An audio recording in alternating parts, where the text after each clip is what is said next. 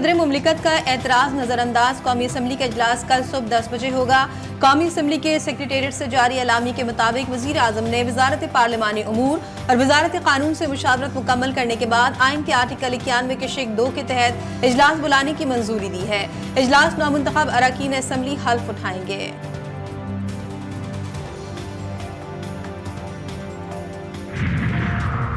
PTI रहनुमा उमर अयूब की ज़ेरे सदारत सुन्नी इत्तेहाद कौंसिल का अहम इजलास। कौमी असम्बली इजलास में शिरकत से मुतालिक हिकमत अमली मुरतब। आतिफ खान कहते हैं इजलास में भरपूर शिरकत करेंगे।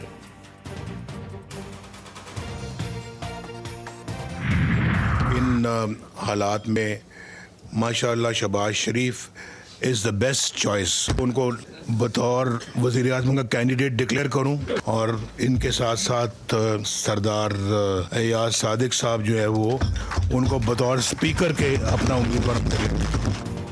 शहबाज शरीफ best choice. Ayaz Sadiq speakership के लिए नामजद। 1-1.5 साल मुश्किल हैं, सख्त फैसले करने होंगे।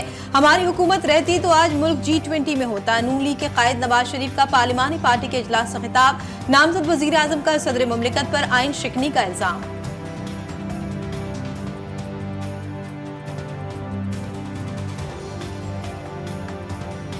अब देखिए किस तरह यहाँ पर जो सदर पाकिस्तान है आइन की धज्जियां बिखेर रहे हैं कि उन्होंने असम्बली का इजलास जो उनका आइनी फरीजा था उसको उन्होंने इग्नोर किया।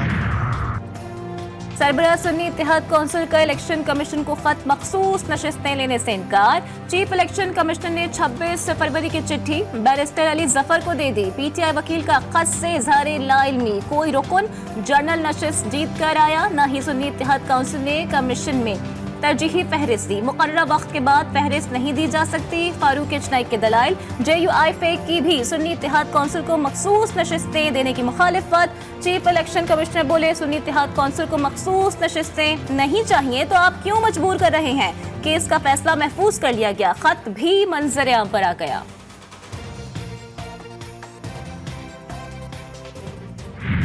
अगर हमारी सीटें छीन के तो दे दी गई, PLN या पीपल्स पार्टी में बांट दी गई, अगर ये गबन जो है गैर कानूनी गबन वो अगर हो गया तो फिर हम जरूर सुप्रीम कोर्ट जाएंगे। प्रेसिडेंट का भी इलेक्शन, सेनेट के भी इलेक्शन, प्राइम मिनिस्टर का भी इलेक्शन और स्पीकर और डिप्टी स्पीकर का भी इलेक्शन जो है वो सारा कंट्रोवर्शियल हो जाएगा। अगर हमारी नशिस्तें छीन कर PP और नून लीग को दी गई तो गबन होगा। बैरिस्टर अली जफर की मीडिया से गुफ्तगू। बोले स्पीकर, डिप्टी स्पीकर, सदर का इलेक्शन भी मुतनाज़ हो जाएगा। हम इस गैर कानूनी फैसले के खिलाफ सुप्रीम कोर्ट जाएंगे। सुन्नी इत्तेहाद काउंसिल के खत में कहीं नहीं लिखा मखसूस नशिस्तें नहीं लेना चाहते। बैरिस्टर गौहर बोले मखसूस नशिस्तें मेरिट की बुनियाद पर होती हैं। अगर ये इन लोगों के पास चली गई तो खैरात समझकर बांटेंगे।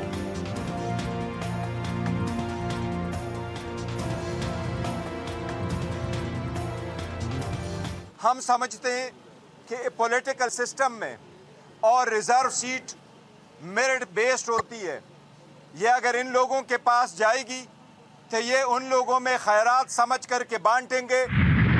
वफाकी हुकूमत के लिए नून लीग और पीपल्स पार्टी में मुशावरत मुकम्मल। Ayaz Sadiq speaker. Chairman senate के लिए यूसुफ रजा गिलानी फेवरेट। वजारत दिफा के लिए ख्वाजा आसिफ। दाखिला के लिए एहसन इकबाल और इत्तलात के लिए अता तारड़ मजबूत उम्मीदवार। वजारत खारजा का कलमदान भी मुस्लिम लीग नून अपने पास रखेगी। डेप्यूटी स्पीकर के लिए पीपल्स पार्टी और डेप्यूटी चेयरमैन सेनेट के लिए नून लीग उम्मीदवार देगी। गवर्नर पंजाब के लिए कमर जमान कायरा और मखदूम अहमद महमूद के नाम सामने आ गए।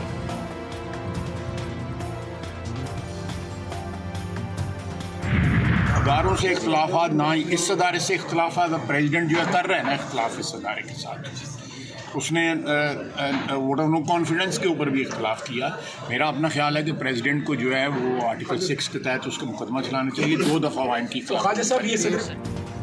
सदर मुमलिकत पर आइन से गद्दारी का मुकदमा चलाने का मुतालबा। सियासी इस्तेहकाम के लिए सिर्फ सियासतदान नहीं तमाम प्लेयर्स को बैठना चाहिए। लीगी रहनुमा ख्वाजा आसिफ की गुफ्तगू साबिक दौर का जिक्र भी छेड़ दिया। आप देखें कि उस दौर के अंदर हम लेजिस्लेशन के लिए ISI के मैस में जाते थे और जनरल बाजवा और जनरल फैज़ बैठ के हमसे लेजिस्लेशन करवाते थे। आमला की भी और FATF की भी दोनों लेजिस्लेशन जो है ना वो फौज की और ISI की इंटरवेंशन से होंगे। मैं मुश्ताक अहमद गनी सिद्ध के दिल से हल्फ उठाता हूँ कि मैं खुलूस नीयत से पाकिस्तान का हामी और वफादार रहूँगा। खैबर पख्तूनख्वा असम्बली के 114 नामुंतखब अरकान ने हलफ उठा लिया। स्पीकर मुश्ताक गनी ने अरकान से हलफ लिया। स्पीकर के लिए सुन्नी इत्तेहाद कौंसिल के नामजद उम्मीदवार बाबर सलीम सवादी ने कागजात जमा करा दिए। नए स्पीकर और डिप्टी स्पीकर का इंतखाब कल होगा।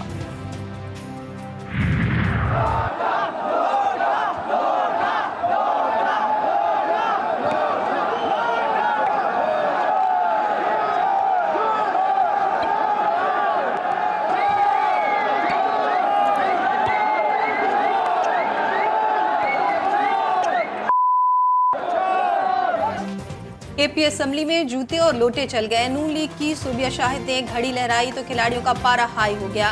खातून रुकने असेंबली पर जूते और लोटे फेंक दिए। सुन्नी इत्तेहाद काउंसिल के अरकान ने कैदी नंबर 804 के रिहाई के लिए नारे लगाए तो मुखालिफिन चोर चोर का शोर मचाते रहे। हैवान मछली बाजार बना रहा।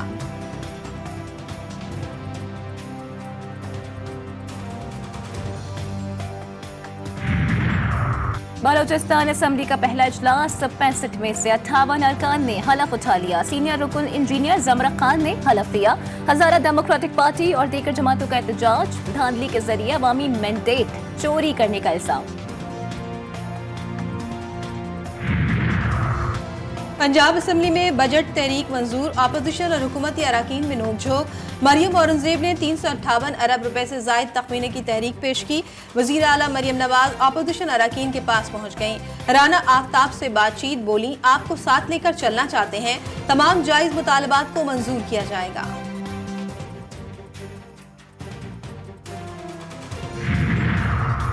इलेक्शन कमीशन का बड़ा फैसला। मानसहरा में कौमी असेंबली के हल्का NA-15 से नवाज शरीफ की दोबारा इलेक्शन की अपील मुस्तरद।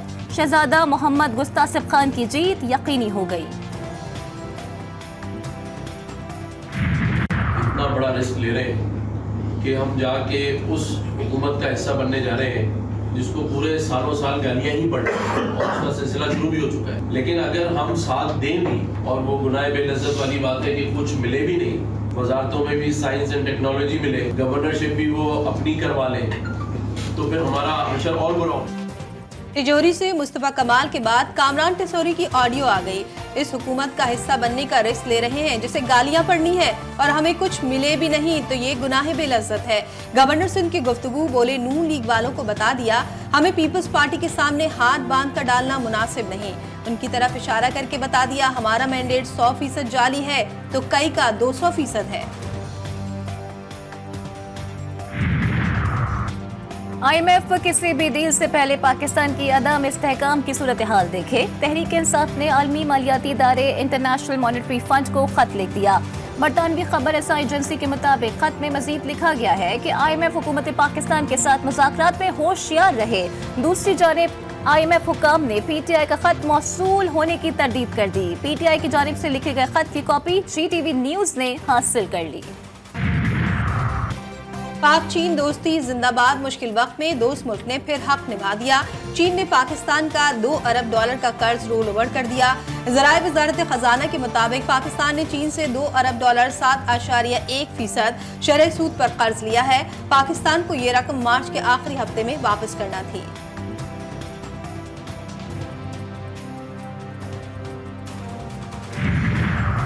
निगरां हुकूमत की मुद्दत खत्म होने से पहले के बाद दूसरा महंगाई बॉम्ब। 62 कंपनीज का मुतालबा मंजूर।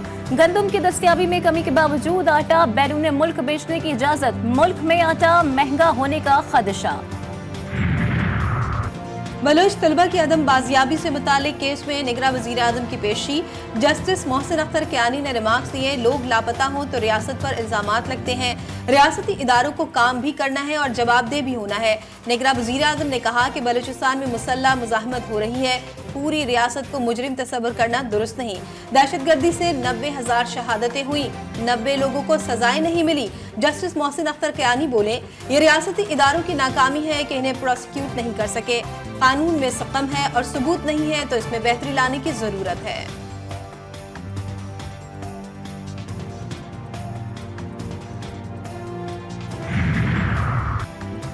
अदालत में जबरी गुमशुदगी का दिफा बिल्कुल नहीं किया। जबरी गुमशुदगी के नाम पर रियासत पर जो इल्जामात लग रहे हैं उनका दिफा किया। निगरां वजीर आजम अनवारुल हक काकड़ की मीडिया से गुफ्तगू। सहाफी ने सवाल किया कि निगरां हुकूमत ने किस आइन के तहत 6 महीने का वक्त गुजारा है, जिस पर निगरां वजीर आजम बोले 1973।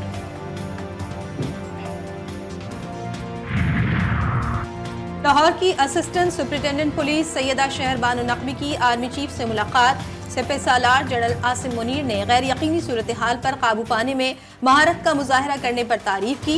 आर्मी चीफ ने कानून की हुक्मरानी पर जोर देते हुए कहा कि तहफ़्फ़ुज़ात और शिकायत का अज़ाला करने के लिए कानूनी रास्ते मैसर होते हुए कानून हाथ में नहीं लिया जाना चाहिए। एहतजाज और तोड़ फोड़ से मुतालिक थाना तरनौल में दर्ज मुकदमा। इस्लामाबाद की डिस्ट्रिक्ट एंड सेशन कोर्ट ने बानिया पीटीआई, असद उमर, फैसल जावेद, अली नवाज अवान, राजा खुर्रम नवाज और दीगर को बरी कर दिया। मुकदमे में मुल्जिमान को सजा नहीं सुनाई जा सकती और मजीद ट्रायल चलाना वक्त का ज़िया है। अदालती रिमार्क्स।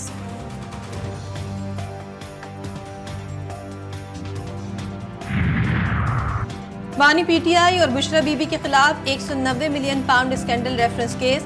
59 गवाहों में परवेज खटक, आजम खान और जुबैदा जलाल भी शामिल।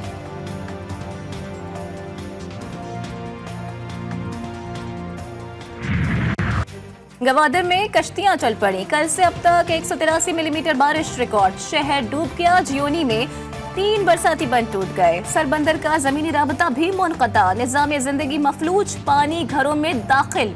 बेशतर इलाके नदी नालों का मंजर पेश करने लगे। मुतादिद मकानात भी गिर गए। जिला भर में मैट्रिक के इम्तिहानात मुलतवी। इमरजेंसी नाफिज।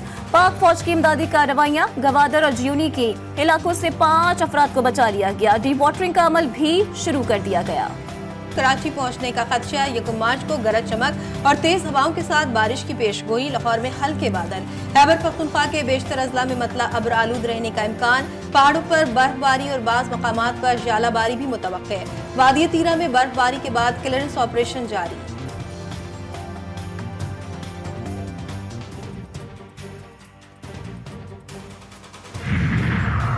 गरज चमक के साथ मूसलाधार बारिश की पेशगोई। सिंध हुकूमत भी मुतहर्रिक हो गई। वज़ीर आला सिंध ने इंतजामिया को अलर्ट जारी कर दिया। मेयर कराची ने KMC और दीगर मुतालिका हुकाम की छुट्टियां मनसूख कर दी। नालों, कचरा कुंडियों से कचरा साफ करने की हिदायत। तमाम मशीनरी को फाल रखने का भी हुक्म।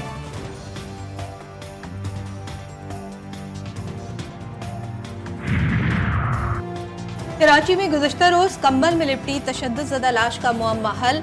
मकतूल फैजान के कत्ल में उसकी बीवी और सुसर मुलविस निकले। मुल्जिमान का एतराफ़ जुर्म। मकतूल को मुल्जिमा आरजू ने नींद की 10 गोलियां खिलाई और सुसर नईम ने छुरियों के बार से कत्ल किया। लाश पुरानी सब्जी मंडी के करीब कचरा कुंडी में फेंक दी।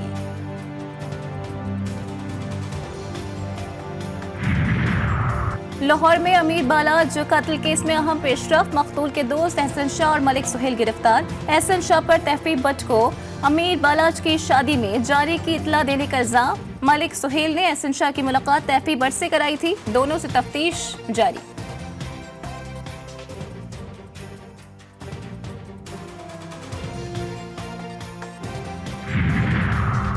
रावलपिंडी थाना रेस कोर्स की हुदूद में पुरानी दुश्मनी पर फायरिंग। 2 अफराद मौके पर जा भाग। मुल्जिमान फरार। वाक़े की CCTV भी मंजर आम पर आ गई।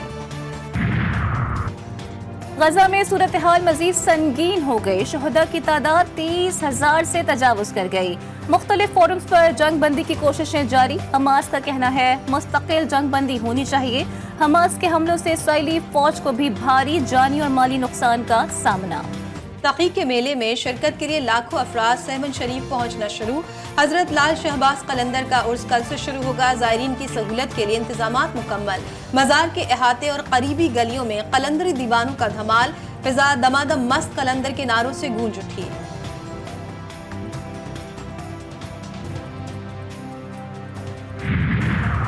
वज़ीर आला सिंध की दरगाह हजरत लाल शहबाज कलंदर पर हाजिरी। मुराद अली शाह ने मज़ार शरीफ पर फूलों की चादर चढ़ाई और फातिहा ख्वानी की।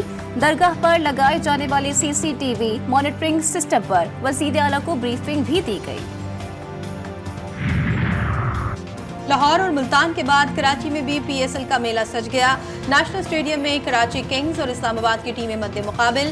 कराची किंग्स का यूनाइटेड को जीत के लिए 166 रन का हदफ। शान 11 ने पहले खेलते हुए 5 विकेटों के नुकसान पर 165 रन बनाए।